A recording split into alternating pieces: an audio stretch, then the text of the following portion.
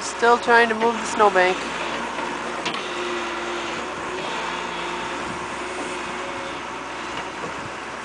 Seems to be doing a fairly good job too.